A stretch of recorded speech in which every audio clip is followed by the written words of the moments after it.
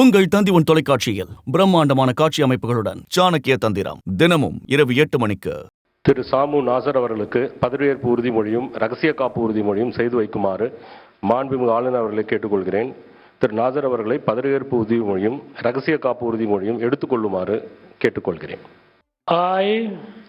சாமு நாசர் எனும் நான் சட்டப்படி அமைக்கப்பட்ட இந்திய அரசமைப்பின் பால் உண்மையான நம்பிக்கையும் மாறாப்பட்டும் கொண்டிருப்பேன் என்றும், இந்திய நாட்டின் ஒப்பில்லா முழு முதல் ஆட்சியையும் ஒருமையையும் நிலைநிறுத்துவேன் என்றும், தமிழ்நாட்டு அரசின் அமைச்சராக உண்மையாகவும் உளச்சான்றின்படியும் என் கடமைகளை நிறைவேற்றேன் என்றும், அரசியலமைப்பிற்கும் சட்டத்திற்கும் இணங்க அச்சமும் ஒருதலை சார்புமின்றி வெறுப்பை விலக்கி பலதரப்பட்ட மக்கள் அனைவருக்கும் நேர்மையானது செய்வேன் என்றும் உளமாற உறுதியளிக்கின்றேன்.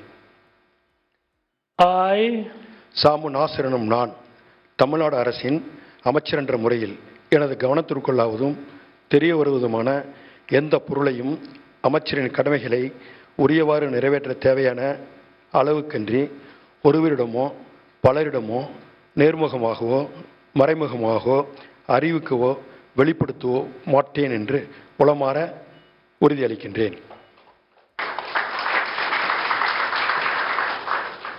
திரு ஆவடி நாசர் அவர்கள் 2023 மே மாதம் அமைச்சர் பதவியிலிருந்து வெளியேற்றப்பட்டார். இந்த சூழலில் 16 மாதங்களுக்கு பிறகு மீண்டும் அமைச்சரவையில் பங்கெடுத்திருக்கிறார். முந்தைய முறை அவர் பால்வளத்துறை அமைச்சராக இருந்தார்.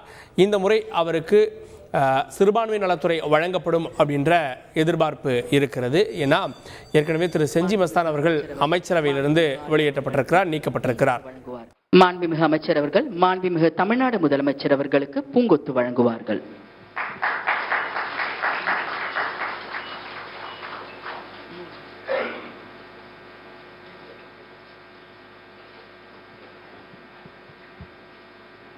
உங்கள் தந்திவன் தொலைக்காட்சியில் பிரம்மாண்டமான காட்சி அமைப்புகளுடன் சாணக்கிய தந்திரம் தினமும் இரவு 8 மணிக்கு.